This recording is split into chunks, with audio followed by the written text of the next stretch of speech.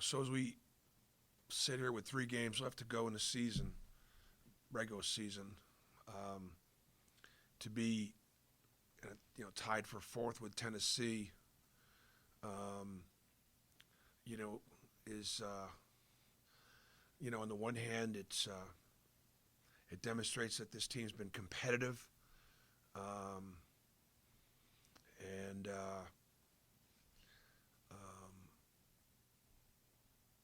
the league is just I don't know whether it's the best it's been since I've been in the league, but it's pretty close. I think. I mean, I think some of the national rankings would say with where we are and with Alabama and Tennessee being so highly ranked all year, and then Texas A&M playing so well in conference play, and then some of the middle of the league teams like Vanderbilt or Mississippi State or Missouri, Florida being better than what they thought people were going to be, and then Arkansas could wind up doing what they've done every year, and that's like being an Elite Eight team with their talent. So here we are, kind of in the thick of it. At the same time, we look at our schedule and we've got to go to Kentucky and got to go to Tennessee. Actually, we go to Alabama and then finish up with Tennessee at home. So we got a tough road to hoe. Kentucky's a great rebounding team. It'll be a great matchup between Janai Broome and Shiway. Wendell. I don't know whether it be Cason Wallace, who's a McDonald's All-American and probably on the draft boards in the top 15 picks. I haven't looked at it lately, but I think he's probably right up there. That's quite a matchup. Talking to the team, it'll be Toppin against Jalen Williams. I mean, gosh, there's just great matchups everywhere.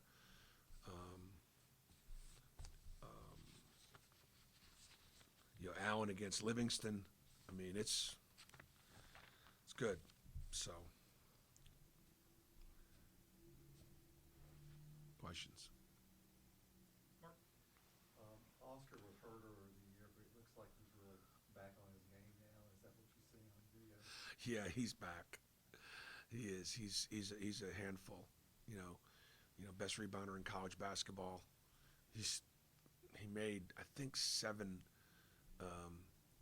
15-foot jump shots last night against Florida. He's shooting the ball well. Returning National Player of the Year. So yeah, Kentucky's playing better. They've won 3 straight at Mississippi State, beating Tennessee at home, and then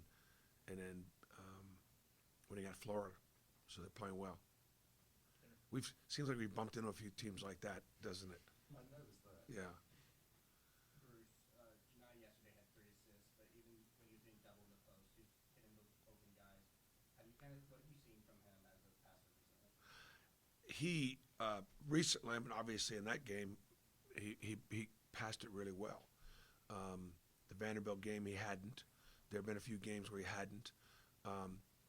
But we actually, and not only did he have 3 assists, we knocked down a couple of 3 balls out of some inside out. And so that was very encouraging to see. He's a really good passer. But we've not done a great job with his inside out offense, not just because he's not a great passer, but the movement or getting other guys open. But that helped us significantly last night. Now Ole Miss doubled. And so he was able to get some inside to score. We got it to him facing 3 or 4 times significantly. He knocked down a 3 ball. He had a big 15-footer, and had a couple. Had to make. You can't double him when he's facing, and so he scored in a lot of different ways last night, which was great to see.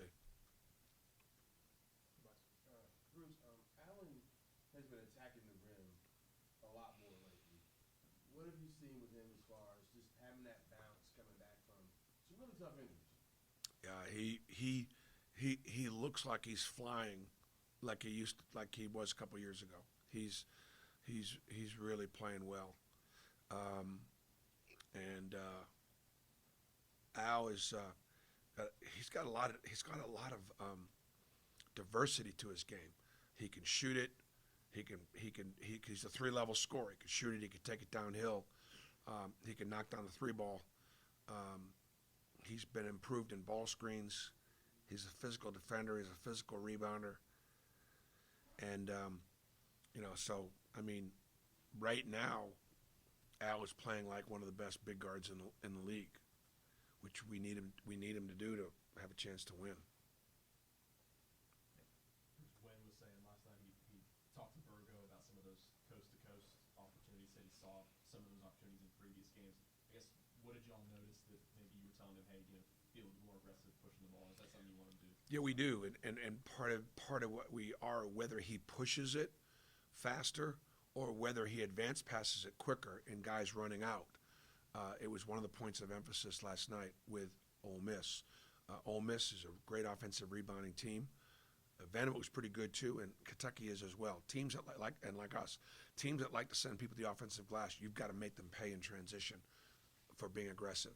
And so Wendell didn't make Vanderbilt pay as much as he made Ole Miss pay, and part of it was getting out and going and just being fast down the floor. And as long as you can get to the rim before the shot blockers, go have at it.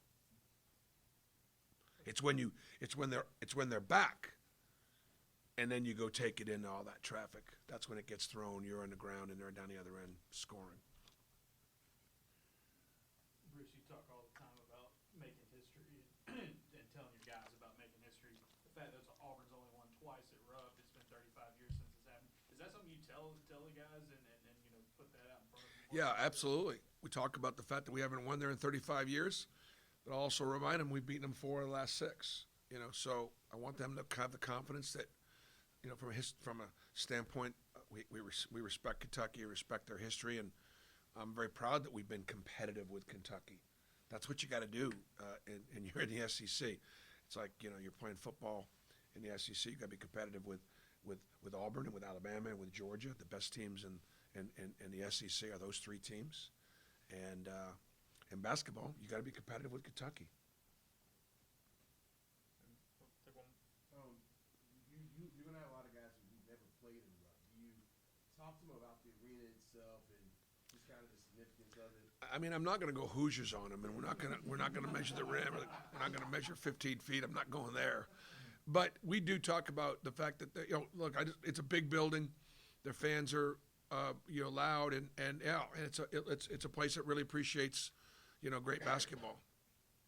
That's one going off of what Henry said earlier about going inside out. You guys have had a few games here recently, like last night, where 3-point shooting's been up, especially when y'all get to kind of kick out. Has that been kind of a focal point for y'all to be, knowing that getting to the inside can create so much? There are some real statistics and real analytics out there that when we get a paint touch before we take a 3, or even 2 paint touches before we get a 3, our percentages are way up. So inside out 3 balls are the best 3 balls, if you can get them. Thank you. Guys,